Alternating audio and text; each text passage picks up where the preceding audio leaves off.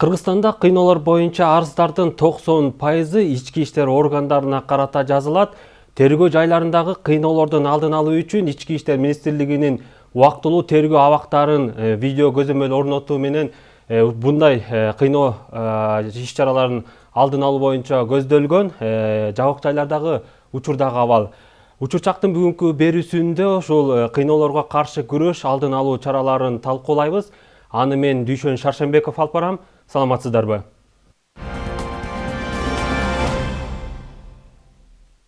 Берүүбүздү баштаардан мурун студиябызга келген коноктор менен тааныштырып өтөйүн. Кыргыз Республикасынын акыйкатчысынын орун басары Алимбаев Эрлан Абдыкайымович. Кийинки коногубуз болсо Кыргызстандагы кыйноолорго каршы улуттук борбордун жетекчиси Сулайманов Нурдин Эсенович. Ал эми Ички иштер министрлигинен дагы адисти чакырган элек. Тилекке каршы министрликтин басма сөз кызматынын шалакылыгынан ал адисибиз бүгүнкү талкуубузга катышпай турган болду. Берүүбүздү баштаардан мурун урматтуу коноктор, убактыңыздарды бөлүп студиябызга келип бергениңиздер үчүн терең ыраазычылык билдиребиз. Урматтуу телекөрүүчүлөр, бүгүнкү биздин талкуубуз түз эфирде жүрүп жатат. Андыктан ушул кыйноолорго байланышкан суроолоруңуздар болсо 0312 56 56 72 телефонуна чалып, түз ободон конокторубуздан жооп алсаңыздар болот. Анда урматтуу коноктор, талкуубузду баштаардан мурун Эрлан Абдыкайымович алгач сөздү сизден баштасак, мына жакында эле Жогорку Кеңештин мурунку депутаты саясатчы Равшан Жээнбеков камакка алынбады. Анан ал тергөө жайынын муздактыгын айтып, жалпыга маалымдоо каражаттарына ушул билдирип кою боюнча адвокат аркылуу жалпыга маалымдоо каражаттарына жайылбады. Бүгүн ошол билдирүүдөн кийин сиздер саясатчы менен жолугуп чыгыптырсыздар да. Абалы кандай экен? Чынында эле ошол тергөө жайындагы муздакпы? Ушуга токтолсоңуз. Эми саламатсыздарбы дагы бир жолу. Биздин кызматкерлерибиз кечээ ушул маалымат массалык каражаттарына таргандан кийин барып өздөрү менен таанышабыз, көрөбүз деп барганда Равшан Жээнбековду СИЗОго которуп кеткени белгилүү болду. СИЗОнун СИЗОго барганда ал киши как раз регистрациядан өтүп, эми жайгаштырылып атыптыр. Ошол жерден кенен балдар сүйлөшүп, маалыматтарды алганда сиз айткан маселелерди айтты. Өтө суук экен. Мындай суук камерада жайгаштырыш бул кыйноого барабар деп маалымат берген. Ошого биздин кызматкерлерибиз барып ИВСти көргөндө жалпы эле комнатный температурада условиялар ошондой экен. Бирок башка камераларда дагы карап, бүгүнкү күнү азыр жанагындай комнатный температураны өлчөгөн термометрлерди алып, дагы бир барганга пландаштырылып атат. Ошол канчалык действительно барган учурдагы үйдүн комната камералардын температурасы канчага барабар. Ошону көрүп так өлчөгөнгө ошондой приборлор менен барганга азыр пландаштырылып атат. Себеби ушул маалымат таргандан кийин убактылуу кармоо жайынын өкүлдөрү дагы өздөрү чалып, биздин балдарды силер дайыма эле келип катышып көрөсүздөр, келип көрүп кетпейсиңерби канчалык суук же суук эмес экенин дегенинен биздин балдар барып, кызматкерлерибиз көрүп келген. Ошого биротоло так маалымат болуш үчүн ошо азыркы учурда атайын термометрлерди алып, биротоло барып ошол жерде текшерип келгенге азыр эртеңки күнгө пландаштырылып атат. Тактоочу суроо дагы ушул эле кошумча. Пайзылда уулу Дамирбек деген дагы жарандын жактоочусуга кайрылыптыр. Бул жаран эмнеден улам кайрылган, эмне кыйноого тушуккан бул жаран? Бул деле ошол өзүнүн кармоо жайга болгон немелери наразычылыгы жок болгону адвокаттын иштөөсү менен ушул коюлган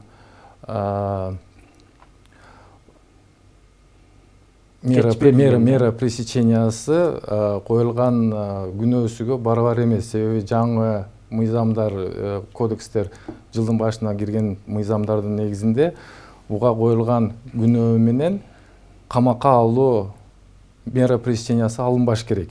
Ошого бул ошол нерселерге көңүл буруп, бунун жашаган жерлери, мүнөздөмөсү, үй бүлөнүн шарттарынын баарын эске алган эмес. Анын үстүнө дагы ошол мыйзамда көрсөтүлгөн мера пресеченияны колдонгон эмес деп адвокаттар ошого басым жасап атат. Нурдин мырза, айтсаңыз, мына жылда эле баягы көбүнчө кыйноолор жабык жайларда жаза аткаруу кызматында, анан көбүнчө ушул ички иштер министрлигинин убактылуу тергөө жайларында көп кыйноого кабылат эмеспи кармалгандарчы? Анан көрсөткүч кандай? Былтыркы жылдардын көрсөткүчү азайып атабы же көбөйүп атабы? Саламатсыздарбы? Эми тактап кеткенде убактылуу кармоочу жайда буга чейин 2009 жылга чейин чындыгында эле кыйноо фактылар катталып жүргөн. Жаза аткаруу кызматынын мамлекеттин мекемелеринде бул сүйүнүчтүү нерсе бирин сейрин эле кыйноо фактылар. Ал жактан көбүнчө биздин дарекке кармоо шарттары боюнча, жашоо шарттары боюнча жана башка маселелер мекемеден мекемеге которуу боюнча же кылмыш иштин негизги мазмунун карап бер деген суроолор биздин манатка ылайык келбеген көп эле суроолор келет. Анан чындыгында эле сиз айткандай 80%дан 90%га чейин кыйноо фактылардын баары ушул ички иштер органдарына тиешелүү. Мынакей 5 жылдан бери иштеп келатабыз, 5 жылдан бери ошол статистика ылдый боло элек. 80-ден 90%га чейин. Бүгүнкү күндө көрсөткүч кандай? Мисалы канча факты катталды? Эми бул так маалыматты мен ойлойм 19 жыл аяктагандан кийин так маалымат бере алабыз. Бирок салыштырмалуу мурунку жылдар менен мынакей быйыл менен былтыркы жылды алалы 18 менен 19ду кыйноо фактылар азаюу тенденциясы байкалып атат.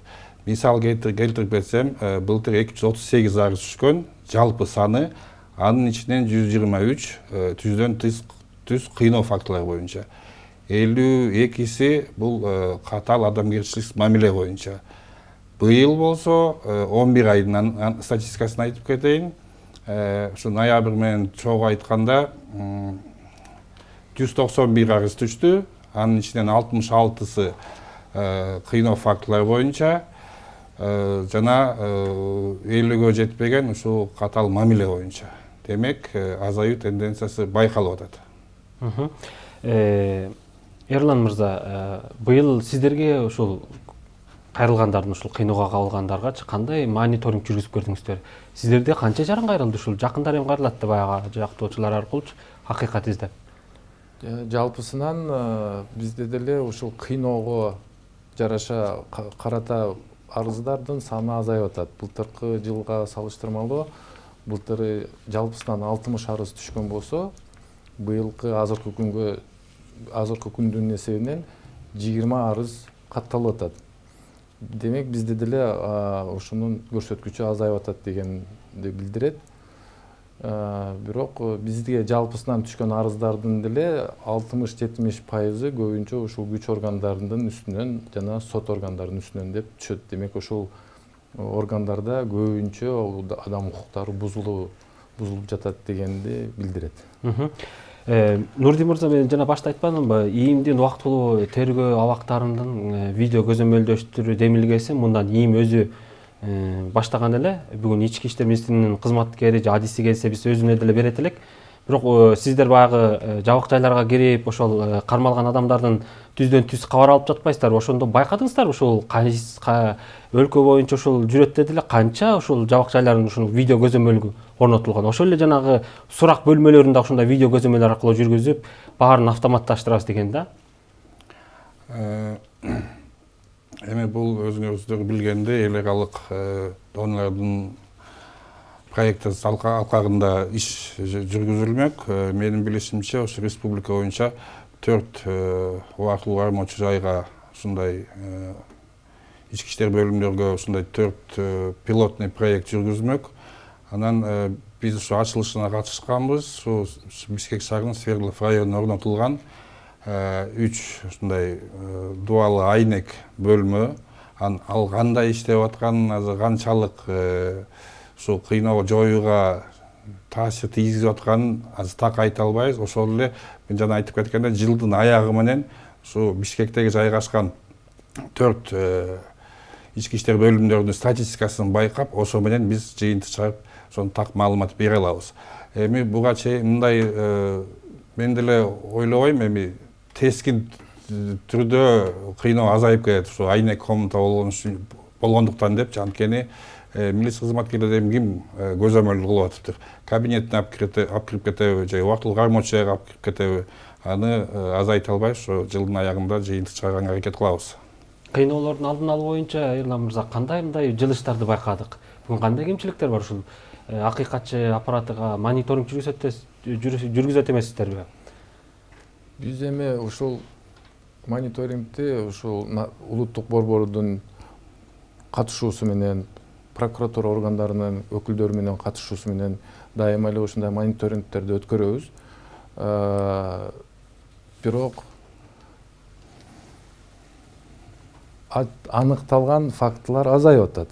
Бул азыр Нурдин мырза айткандай эле биз барган убактылуу кармоо жайларында эле баса калып кармабай калып атабыз. Мүмкүн булар азыр башка ыкмаларды колдонуп, издерин калтырбай жасап аткандыр. Мүмкүн машинеде транспортировка кылып атып, бир сотко кетип атып, же бир убактылуу жайдын же тергөө амалдарын өткөрүп аткан жерлерде кетип атып, машинелерди жасайбы? Ар кандай учурлар болот. Ошого биз азыр мындай тактап же убактылуу кармоо жайларындагы отурган жарандардын денесинен деле бар кыйноолордун дактарын деле көргөн учурлар азайып атат азыр. Бул эми азайгандын дагы бир себеби, анан менин дагы бир мониторингдин жыйынтыгында бир ойго келгенди айтып кетсем, себеби көп кээ бир учурларда бир кылмыш менен шектелип кармалган жарандар камерага түшкөндө жанында отургандар деле сен акыйкатчыга кайрыл, же улуттук борборго кайрыл, мени урду, кыйнады десең, алар келип сенин укугуңду коргойт дейт. Мүмкүн андай нерселер жасалбаса деле, баягы жоопкерчиликтен качуу максатында деле ушундай ыкмаларга жолдорго барып, бизди чакырып аткандыгы да бар, андай жок эмес. Ошого баргандан кийин текшерип көрүп, арыздарды алабыз биз. Кат жүзүндө ар бир жарандын өзүнөн кат жүзүндө арыздарды алып, прокуратура органдарына беребиз. Алардын текшерүүсүнүн жыйынтыгында көбүнчө бул фактылар аныкталбай, же денесиндеги дактар деле ушул именно кыйноонун негизинде жасалды, ошонун негизинен болду деп жыйынтык чыкпагандыктан көп арыздар далилденбей калып атат. Ошого мүмкүн азыр ошону эске алып эле кайрыла берсек деле булар экспертизага беришет экен. Алар аныктабаса баары бир эле иш козголбойт экен деп мүмкүн ошол жагынан дагы арызданбай калып атабы билбейм. Эми бул эми бүт тараптуу маалыматты эске алганда ушундай дагы көрүнүштөр бар. Мен тактоо иретинде бир нерсе айтып кетким келет. Мынакей кесиптешим дагы Эрлан мырза дагы айтты. Кыйноо фактылар бүгүнкү күндө салыштырмалуу мурунку жылдарга азаюу тенденциясы бар, бирок тактоо иретин айтып кетиш керек. Анткени айрым телекөрүүчүлөр же өзгөчө укук коргоочулар айтышы мүмкүн. Бул жөнөкөй эле статистика, чындыгында кыйноо фактылар азайбай эле, же ошондой эле же тескерисинче көбөйүп атат деши мүмкүн. Анан ошон үчүн мен билген адам катары айтып кетмекчимин. Жалпы эле арыздын санына биз таянбай элебиз. Ошо айтып атпайм, мынакей 238 былтыр түшсө, быйыл мынакей ноябрь менен 191 түштү. жылдын аягына чейин ошо 230-га чыгып деле калышы мүмкүн. Быйылкы сан. Чыкпаса деле ошого жакындайт. Бирок ошо менен эле бирге кыйноо фактылар азайып атканы көрүнүп турат. Анан дагы бир статистика, мындан 3-4 жыл мурун биз жаңы иштеп баштаганда арыздардын жалпы сандын 80% биз түздөн түз ушу алдына барып жүргүзүп, убактылуу кармоочу жайдан, тергөө изолятордон камакта жаткан адамдардан алчубуз. Бул эмненин көрсөткүчү? Канча ошо чуркаса, канча көп кирсек, ошончо арыз көп түшчү. Мынакей быйыл деле айырмасы аз эле, мисалы былтыр 990 алдын алуу жүргүзсөк, быйыл мынакей 950-ге жакын жүргүздүк. Дагы алдыда бир ай мынакей бүт элек, дагы ошо 1000ге жакындасак деле арыздын саны азайып атат. Бирок баягы убактылуу кармоочу жайда, тергөө изоляторунда жаткан адамдардын, ошо бизге кайрылган адамдардын саны бүгүнкү күндө 2 эсе азайды. 40% жалпы сандан. Ошо биз жабык кабактардан алып атабыз. Бүгүн сиздерде кандай рычаг бар? Жеке эле ошол тергөө абагында олтурган адам сиздерге сөзсүз эле кайрылыш керекпи, же атайын өзүңүздөр кызыгып барып, бүгүн ошонун кармоо жайынын шартын иштен билүү үчүн өзүңүздөр да барасыздарбы? Биздики эң биринчи максат ошол кыйноо фактылары боюнча, ушу кыйноо анан жалакы жашоо кармоо шарттарын мындай алдыга жылдырып жакшыртууга көмөктөшпүз. Анан сиз туура суроо берип атасыз.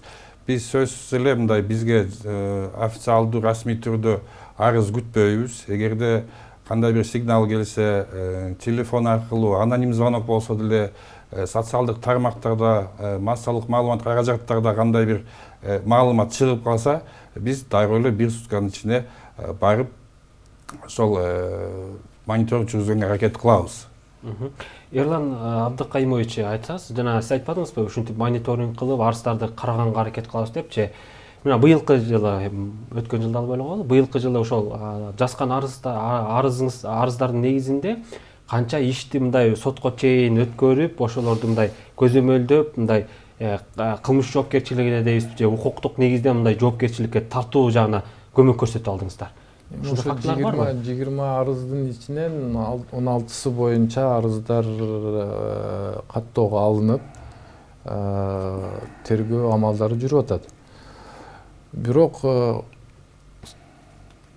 жылдан жылга статистиканы караганда көбүнчө арыздар каттоодон алгандан кийин кыйноо болду деп. Тергөөнүн жүрүшүндө же сотко өтөрдө переквалификацияланып, кээде кыйноо эмес, а злоупотребление должностным положением, же превышение должностных положений деп, же халатность деген статьяларды коюп коет дагы, ошо менен жанагы кыйноолордун статистикасы азайып калган болот. Аныкталбады. Ал иштер, ал дооматтар далилденбей калып, бирок башка статья менен сотко чейин жетип, ал жерде дагы каралып атат. Бирок кыйноо боюнча коюлган күнөөлөр соттун аягына чейин эсептелүү эле чечимдер чыгып атат. Оңго жетпеген эле чечимдер чыгып, азыркы күнгө чейин. Бул эмне себептен мындай жана 20 арыздан 10го чечим чыгып атат дейт? Баягы далилдин жетишпестиги дагы түрткү болот. Далилдин да жетишпестиги болот. Мурун кээ бир учурларда экспертизага жибергенде азыр жакшы Стамбул протоколдун стандарттарынын негизинде экспертизалар жасалат. Анын жыйынтыгы менен дагы бул денесинде эч кандай изи калбаса дагы психологиялык жактан жабыр тартып, бул ошол именно кыйноодон ушундай мойнуна алып, кол коюп неме кылган болсо, анын экспертизасы дагы жардам берет сот чечим чыгарарда. Бирок ошонун эң негизги талабы бул экспертизадан өтүүдө экспертизага тартылган кишинин өзүнүн ыктыяры болуш керек. Кат жүзүндө мен макулмун деген уруксатын бериш керек.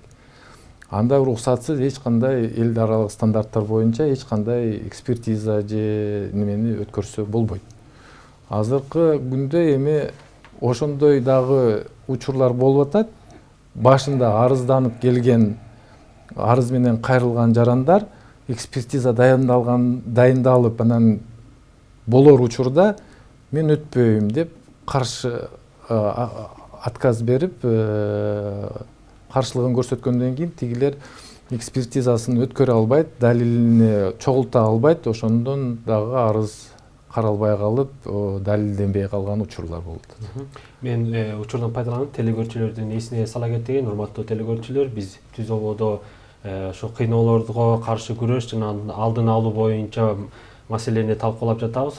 Бул боюнча кызыктырган суроолоруңуздар болсо 0312 56 56 72 номерларына чалып келген конокторубузга суроо uzатып жооп алсаңыздар болот. Нурдин мырза, айтсаңыз, эми мына ошол быйылкы жыл башынан бери ушул кыйноо фактысы боюнча канча ушул ички иштер органдарынын кызматкерлери фактылар аныкталып, кыйноо жүргүзгөнү боюнча жоопкерчиликке тартылды?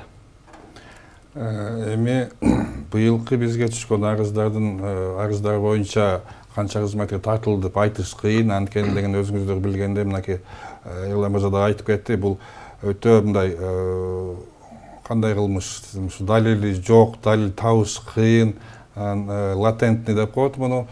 Баягы эле ошо кыйноого дуушар болгон адам көп жылдан бери күрөшүп келатып чарчашы мүмкүн, кыргызчалык кылып сүйлөшүп коюштары мүмкүн, бирок тактап кетчү нерсе мыйзамда бул кыйноо деген оор кылмыш эч кандай тосмо арыз себеп болбош керек ишти жаап койгонго. Тилекке каршы мындай учурлар жок эмес, болуп калып атат.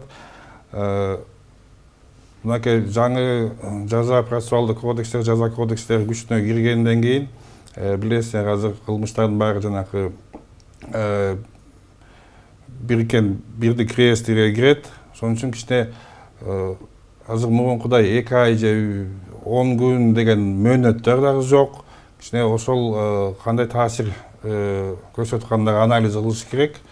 Анан бүгүнкү күндө жоопко тартылган адам бар деп айта албайм. Чет телефон чалып бар экен, ошону кабыл алсак, андан кийин сурасак. Алло, саламатсызбы? Өзүңүздү тааныштырып, сурооңузду берсеңиз. Алло. Сурооңузду бере бериңиз.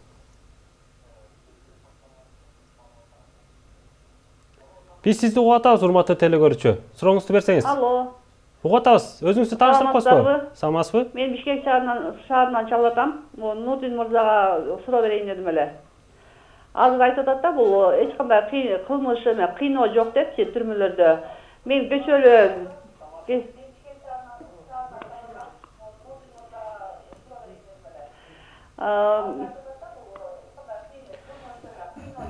Урматтуу телекөрүүчү, сыналгыңыздын үнүн бир аз кичирейтип аласызбы, мүмкүн болсо? Мен кечээ эмеден Раушан Жээнбековду камабадыбы?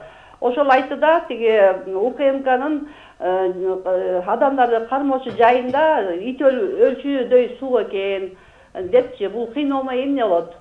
Андан сырткары кечээ мен телефондон WhatsApp'тан көрдүм. Турсунбек Акун бир түрмөгө барган экен, СИЗОго. Ошол жерден тиги немелер кирип барышып эле, жана сотрудниктер кирип барып, спецназдар кирип барып, балдардын баарын тепкилеп, каалашынча сабап ачат. Ошонун баары чыгыптыр демеге. Анан бул кыйноомой эмне болот? Бул эмне деген шумдук? Азыркы заманда колунан келбегени тепкилеп сабап, анан муну айтсаң сени бирөтө ошол жактан жок кылабыз деп атышпайбы? Же бул жалганбы? Рахмат сурооңузга. Сурооңузга рахмат. Биринчиден тактап кетейин, мен жаза аткаруу кызматынын мекемелеринде биринчи сейрим бар дедим. Азыркы эже айтып аткан Равшан Жээнбеков суук экен, камера муздак экен деген бул ички иштер министрлигине караштуу. Бул эми кыйноо деп айтпасак дагы бул адамгерчилик мамиле, албетте аны мен макулмун. Анан таптакыр жок деген дагы сөздөрдөн алысмын. Милицияда болобу же жаза аткаруу кызматында болобу биринчи сейрим бар дедим, азаюу тенденциясы бар дедим. Жээнбеков боюнча чындыгында ошондой маалымат тарагандан кийин биздин кызматкерлер барып, ошол адам жаткан камерасына кирип атайын прибор менен температурасын өлчөгөнбүз. 15 градуска жетпей калды. Милиция кызматкерлери өзүлөрү деле мойнуна алып атат 15тен 20га чейин деп. Анан атайын ошол жалгыз эле ошол бир камерага кирбестен дагы кошуна камерага кирип чыктык. Аяктан дагы температураны өлчөдүк. Мынакей бүгүн дагы Акипресске чыкты. Бир аялда кармалып жаткан камерада кирдик. Сүрөттөр бар болчу. Ошо үстүңкү кийим, пальто, курткачан ошо адамдар кармалып атат. Чындыгында суук, муздак. Ошолорго кандайдыр бир мындай талапка ылайыктуу температураны камсыз кылып берүү боюнча талаптар коюлабы? Албетте, ошол эле дароо эле ошол жактан биз ошо термометрди жана приборду 14 градус көрсөтүп аткан сротко тартып, жанагы камакта жаткан аялдарды сротко тартып, албетте бетин көрсөтпөй аркасынан тартып, жанагы камеранын пол жагында түбүндө бир батарея бар экенин эметтик. Чындыгында ал батареясы ысык эле экен. Отопление бар экен, бирок ошондой бир труба жанагы килеген камераны жылытканга күчү жетпейт.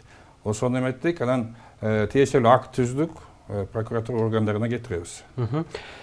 Ошол эле мисалы, ошол эле тергөө жайларындагы кармоо шарттары бүгүнкү күндө талапка жооп береби? Биз билебиз, бир жолу өзүңүз да ушул маалымат каражаттарына тараткансыз, талапка жооп бербейт. Оң жак бурчунда тамактанып атса, сол жак бурчунда ажатканасы бар депчи. Бүгүнкү күндө абал кандай? Албетте, кармоо шарттары убактылуу кармоочу жайда болобу, тергөө изолятордо болобу, эл аралык стандарттарды айтпай эле коён, улуттук стандарттарга дал келбейт. Бирок ошо менен эле бирге айтып кетчү нерсе бар. Көп мекемелерде ушу так стандарттар жок. Мынакей быйыл ушул өкмөттүн алдагы укук коргоо боюнча кеңешке сунуштама бергенбиз. Ошол межведомственный группа жумушчу топ чогулуп, ушул иштер боюнча иш жүрүп атат азыр. Мынакей эмки жылы презентация кылып бир положение иштеп чыгыш керек. Коногубуз бар экен, телефон чалышууну кабыл алсак. Алло, саламатсызбы? Өзүңүздү тааныштырып, сурооңузду берсеңиз. Саламатсыздарбы? Саламатсызбы? Мен Бишкек шаарынан, атым Замирбек. Мен Нурдин мырзага, Эрлан мырза экөөңүздөргө тең эле берейин дедим эле. Экөөңүздөр тең баягы бирөөңүздөр акыйкатчы, бирөөңүздөр деген адам укугу жана кыйноолорго деп атпайсыздарбы, ошонун жетекчиси. Эми ушу менин бир жекече оюмда ушу түрмөлөргө ушу пачкалап эле чыга бербейби, жана пробация дейсиңерби, бир залогпу, мындай эме кылып бир гумандуулук кылып чыгарбайсыңар. Түрмөдөгү бир азайганына бир өзүңөрдүн бир салымыңарды кошпойсуңарбы дейм да. Акыйкатчы деген бар, анан эми акыйкатчы ушу эми мындай бир кыймылга келип бир адам укугун коргогонду эле анчейин билинбейт. Бул Нурлан мырзаны көрүп атабыз, теледен көрөбүз тияктап. Эми ушу мырзалар ушул жагынан бир аракет кылып атчы. Пачкалап эле бир киреген багалды төгөргөндө пайда чыкпайт да, ушу мен суранычым, өтүнүчүм, ушуга бир аракет кылып атчы. Жакшы суроо болду окшойт. Чоң рахмат кабыл тилегиңизге. Чындыгында эле бул көйгөйлөрдүн бири. Мына коомчулукта сөз тарап кетпеди эле. Көп жылдан бери токурдаган 5 жылга камалат тиги бу деп. Анан бөгөт чарасын тандап аткандар чындыгында эми орусча айтканда несоразмерно болуп калат да, жасаган кылмыш иши, анан мисалы 2 айга тергөө изоляторуна камап коюш. Албетте мынакей туруктуу жашаган жери болсо, туруктуу жумушу болсо, үй бүлөсү менен мамилеси болсо, жашап атса, ата энеси менен мындай мамиле болуп жашап эч качпай турган эме болсо деле барыбыр камап коюш оңой эле болот бүгүнкү күндө. Бул боюнча мынакей аксакал туптуура маселе көтөрүп атат, бирок мен айта кетчү нерсе, буга чейин биз 2017-жылы атайын иликтөө өткөргөнбүз. Канча ушундай адам негизсиз эмес, ушундай жеңил кылмыш иш кылса дагы же биринчи жолу соттолуп атса дагы ага карабастан ушу жөн эле мындай тергөөчүнүн кагазы боюнча жана өтүнүчү боюнча камап койгон учурлар өтө көп. Ал боюнча мен атайын иликтөө жасап биз тиешелүү органдарга өзүбүздүн жанакы жылдык баяндамага көрсөтүп, жогорку кеңешке чейин аны чыгарганбыз. Анан ошол биздин сунуштар эске алынып, тиешелүү мамлекеттик органдарга таратылып берилген. Эрлан мырза, ушул акыйкатчынын дарегине да айтты окшойт. Буга көз карашыңыз кандай? Акыйкатчы институту ал ат эле болбосо баягы мамлекеттик саясатты жүргүзүп эле баягы улам чектөө болуп атат деген сыяктуу ойду айтып атат да телекөрүүчү. Эми акыйкатчы бул өкмөт менен элдин ортосундагы көпүрө сыяктуу эсептесек болот. Себеби элдин көйгөйүндагы өкмөткө жеткирип, өкмөттөгү болгон иш-чараларга сунуштарын киргизип, элде ушундай көйгөйлөр болуп атат. Бизге арыз менен көбүнчө ушул маселелерди көтөрүп атат арыздарында. Ушуларга көңүл бурбасаңар болбойт деп биз жыл сайын жогорку кеңешке баяндама сунуштайбыз. Ошол жерде бүт жыл бою жасалган жумуштарды анализдеп, өзүбүздүн сунуштарыбызды берип, кайсы мыйзамга кандай өзгөрүүлөр керек болсо ошолорду көрсөтүп, же кайсы мекемелерди оңдош керек же жаңыртыш керек дегендерди дагы биз сунуштарыбызда киргизип, жогорку кеңештеги депутаттар менен ушул иш боюнча, ушул берген сунуштар боюнча иштейбиз. Канча пайызындай көз карандысыздар мамлекеттен? Биз жогорку кеңештин атынан парламенттик көзөмөлдү ушул адам укуктарынын сакталышы боюнча биз өткөрөбүз. Мамлекеттик органбыз, өкмөттүн эсебинен каржыланабыз. Ошого биз өкмөткө караштуу эмеспиз. Биз өкмөттөн бөлөк өзүнчө органдарбыз. Нурдин мырза, ушул эле суроо сизге да. Баягы эме көз карандысыз мекеме болгону эсептелгенибиз менен баягы мамлекеттен айлык алып атпайбызбы? Азыр мамлекеттен айлык алгандын баары эле баягы көз каранды болуп, ошо кандай айтса ошондой болуп атат да. Эми коомдун немеси айтпасак да белгилүү да. Мен сиз менен макул боло албайм. Анткени деген мынакей көз карандысыздык деген бул сөзсүз эле мамлекеттен айлык алуу эмес. Бул эң биринчиден ошол биз жумушка мисалы кандай дайындалабыз. Мисалы мен жана орун басарым координациялык кеңештин сынагынын жыйынтыгы боюнча дайындалат. Эч кандай мисалы президент тараптан же өкмөт тараптан биз дайындалбайбыз. Улуттук борбордун координациялык кеңеши бар. 11 мүчөдөн турат. Анын ичинде 2 депутат, жогорку кеңештин депутаты көпчүлүктөн, бирөө оппозициядан. Омбудсмен өзүнүн кызматы боюнча жана 8 адам бул бейөкмөт уюмдардын өкүлдөрү. Жарандык коомдон. Тооба, бейөкмөт уюмдардын өкүлү ушул кыйноо тармагында иштеген адамдар. Демек, мынакей ошол сынактар ачык өтөт. Ошо биздин кызматкерлер да алар сынак өткөрөт. Алардын сунушу менен мен кол коюп, мен жумушка алам. Бюджетиңиздер канча? Жылына канча акча бөлүнөт? Анан бүгүн кызматкерлердин саны анан канча? Азыр дагы мен кошумчалап кетейин. Анан мисалы биздин жылдык баяндама кайсы бир мамлекеттик органга жакпай калса же башка мамлекеттик органдын пикири менен дал келишпей калса, ошону дагы мисалы мени жетекчи катары жумуштан алып койгонго укугу жок мамлекеттик органдар. Ошол менин жумуштан уйгар муктарым бүткөнгө чейин кандай бир себептерден ошол координациялык кеңеш алат. Биздин бюджет бүгүнкү күндө 12,5 миллион. Анын ичинен ошо 10 миллиондон ашык эле айлык майына жана соцфондко төлөө. Жашыруун болбосо канча айлык аласыз? Меники 22.800 надбавка эмелер менен биз госслужащий деп коет, мамлекеттик кызматкерлердин катарына кирбейбиз. Ошондуктан бизге жанагы кошумча акчадан болгон эмгек стажга эле кошулат. Калганда класстын чейин эч нерсе бизде жок. Убактыбыз аяктап баратканына байланыштуу акыркы суроону Эрлан мырза сизге берейин. Кыскача жооп берип койсоңуз. Бүгүнкү күндө азыр эми биз азыр талкуубуз баягы ири шаарлардын баягы ушул кылмыштуулук кайнаган чордонунда гана сөз кылып атпайбызбы? Аймактарда көрүнүш кандай? Азыр көбүнчө кыйноолордун көбүнчөсү ушул аймактарда катталса керек. Кыскача. Жок, көбүнчө бул борбордук эл көп жашаган жерлерде көбүнчө болот. Аймактарда салыштырмалуу азыраак. Кошумчалайсызбы Нурдин мырза? Жалпы сан кыйноо факторлордун санынан ушу 40% Бишкек жана Чүй областына кирет. Андан кийин Ош, анда кесиптешип туруп айтып атат, аймактардыкы азыраак.